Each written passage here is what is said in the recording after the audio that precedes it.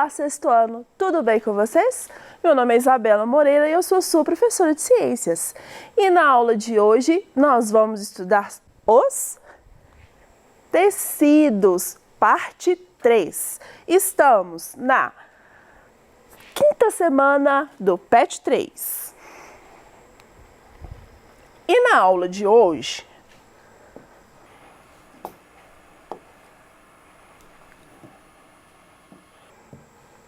nós iremos identificar os tipos de tecidos como parte integrante na organização dos seres vivos.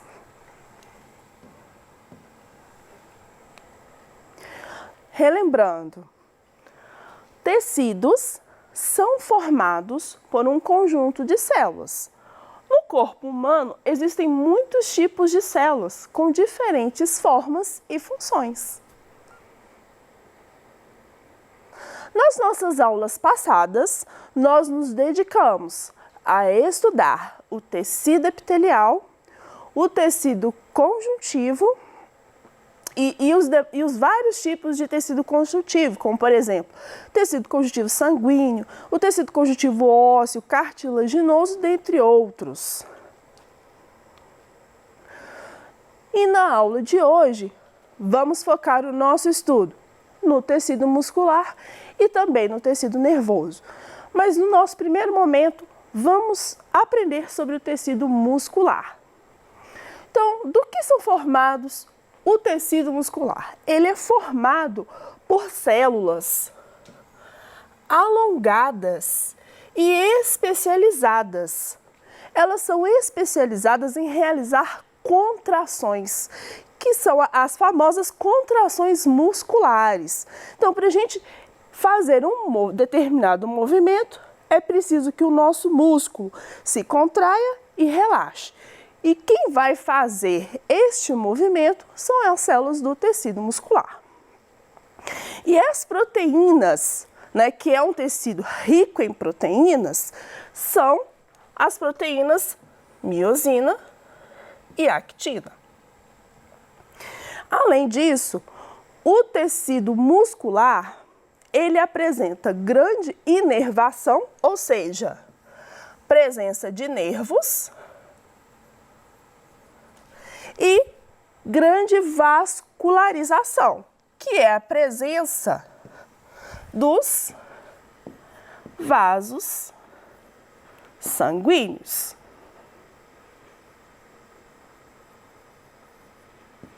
Essas são as características gerais do tecido muscular.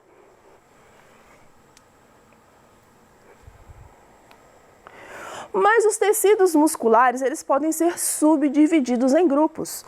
E o primeiro subgrupo que nós vamos estudar é o tecido muscular liso. O tecido muscular liso, ele é caracterizado por movimentos involuntários. E também ele não apresenta estrias transversais. Professor, o que significa um tecido que tem um movimento involuntário? Quer dizer que ele vai promover aquela movimentação, você é consciente disso ou não.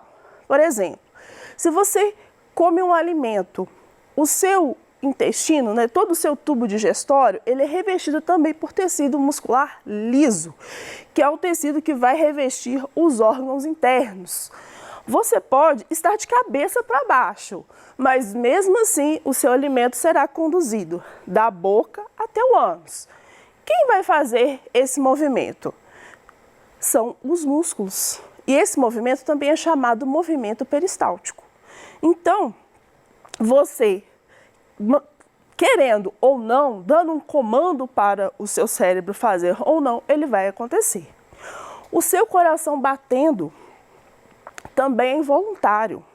Você fala, para coração, ele não para de bater. Por quê?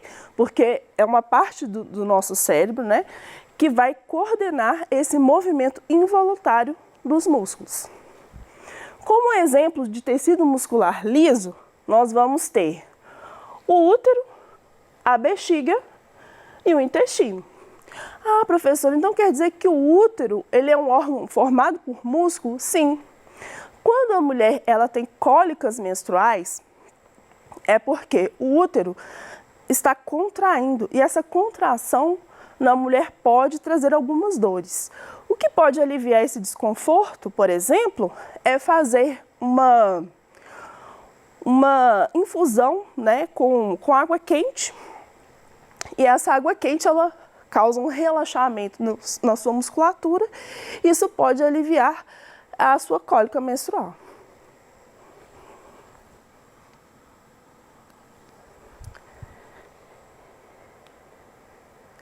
Tecido muscular esquelético. O tecido muscular esquelético, ele vai formar a maior parte desse tecido, ele está junto do esqueleto. Então, se ele está junto do esqueleto, ele é o tecido que vai se movimentar pelo movimento voluntário. Por exemplo, em torno do seu braço é tecido muscular esquelético. Se você tiver a vontade de levantar seu braço, ele vai abaixar o seu braço, ele abaixa. É o seu cérebro que dá o comando e ele vai se movimentar voluntariamente. É também esse tecido que as pessoas treinam nas academias. Quando as pessoas tomam têm uma alimentação voltada para proteínas e fazem uma alimentação e também exercícios para o desenvolvimento desses músculos, né? Muitas das pessoas fazem, né, a hipertrofia muscular. Bom, esse tecido também possui células longas e a presença de estrias transversais. E como eu havia dito, também apresenta movimentos voluntários. Essa região aqui é a região que a gente chama de estriada. Então, o tecido muscular esquelético, ele é um tecido estriado.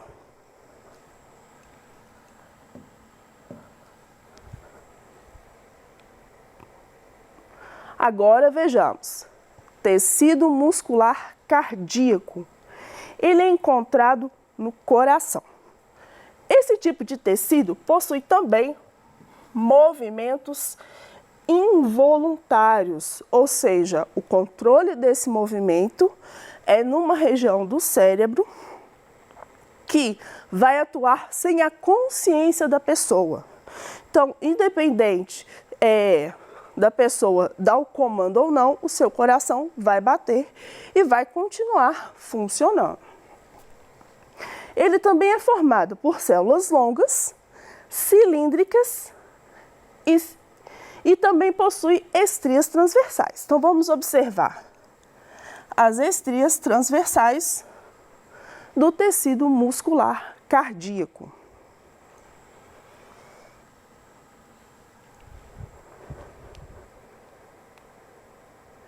Tecido muscular.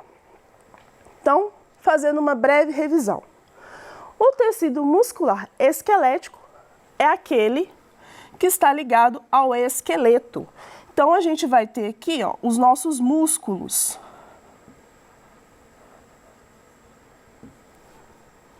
Essas células são células estriadas e também multinucleadas.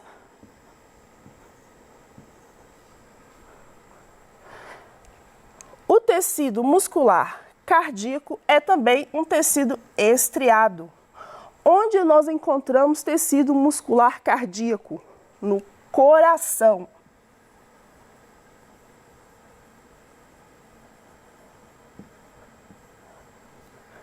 Tecido muscular não estriado ou liso. Ele é encontrado onde? Em órgãos internos.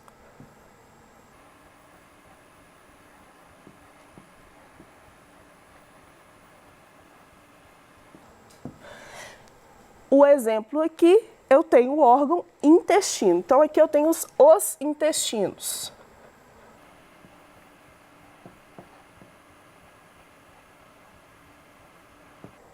tecido nervoso. O tecido nervoso, ele é formado principalmente por células nervosas denominadas neurônios.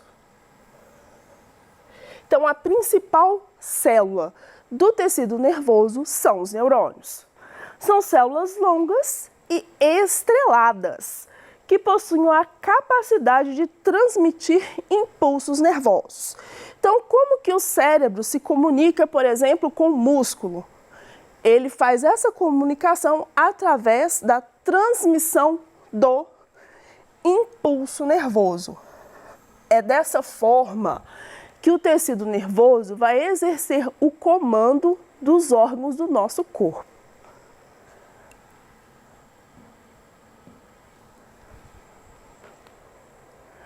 Então, como que é o neurônio?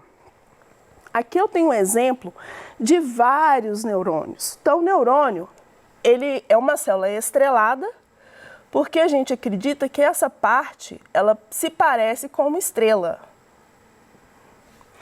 Então, essa célula vai ter um núcleo. Essa região a gente vai chamar de corpo celular.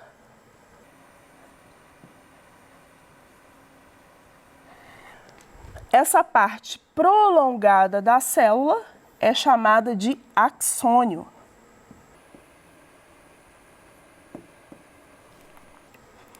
E essa região nós vamos ter os dendritos.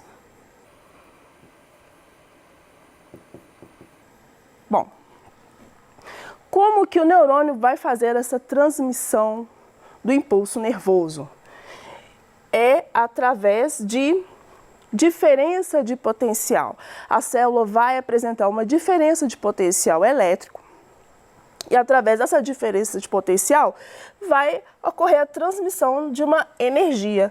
Essa energia passa por todo esse neurônio, encontra um outro neurônio, passa para o outro neurônio e de neurônio em neurônio essa energia vai sendo transmitida.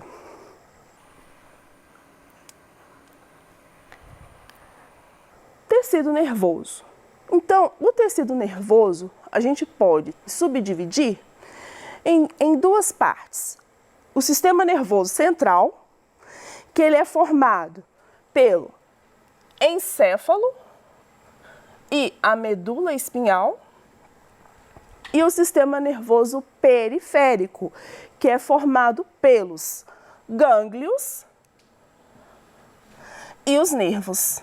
Os nervos são todas essas estruturas aqui em azul. E os gânglios são essas pontas aqui, ó, que têm formatos esféricos, que são projeções que saem da coluna, que saem da medula espinhal, na verdade. Nós vamos estudar mais sobre a organização do sistema nervoso nas nossas próximas aulas.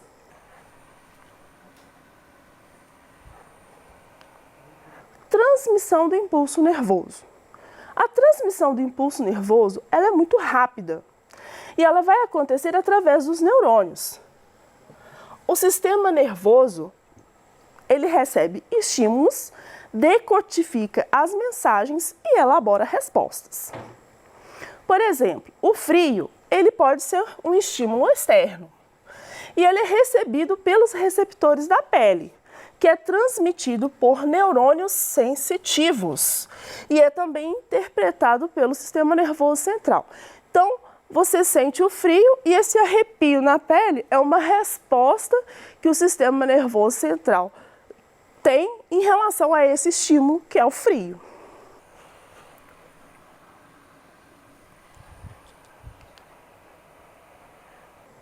Cada ponto luminoso nessa imagem representa a transmissão do impulso nervoso. Então, o nosso cérebro é a nossa região do corpo que a gente mais precisa de energia. Quando uma pessoa, por exemplo, tem uma queda de glicose, uma das primeiras respostas do nosso organismo é desmaiar. Por quê? Porque o cérebro em funcionamento, ele precisa dessa glicose, ele precisa desse açúcar. Se o corpo não tem, ele não vai funcionar bem. Então, a pessoa desmaia com um mecanismo de defesa do próprio corpo. Então, vamos para as nossas atividades. Atividades estão no PET 3, na semana 3. No corpo humano, o tecido pode ser encontrado, por exemplo, nas orelhas e em diversas partes de articulações entre os ossos. Ele desempenha nessas estruturas a sustentação e a facilitação dos movimentos. Qual tecido abaixo completa a linha pontilhada? É o tecido nervoso?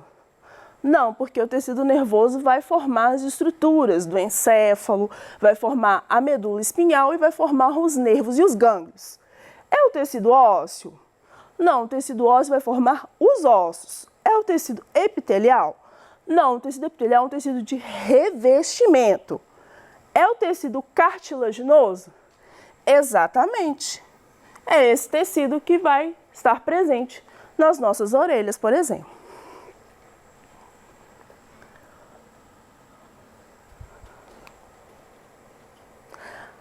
Dois, assinale a alternativa correta. Letra A. Todas as células apresentam o mesmo formato? Não, as células apresentam formas e funções diferentes. Células só são encontradas em animais? Não.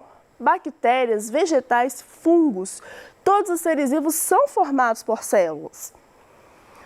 Todos os seres vivos possuem muitas células? Não, não podemos esquecer dos organismos unicelulares que apresentam uma única célula.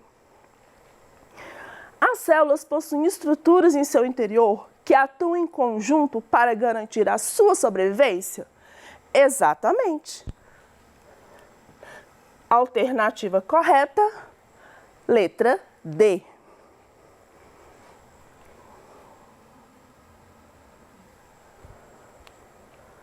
Atividades número 4.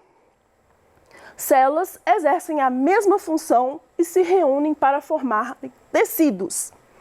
Dentre os vários tipos de tecidos, um deles forma a musculatura dos órgãos internos, como, por exemplo, o estômago, o intestino, a bexiga urinária, dentre outros. Estamos falando do tecido, se forma musculatura e também dos órgãos internos, é o tecido muscular não estriado ou liso.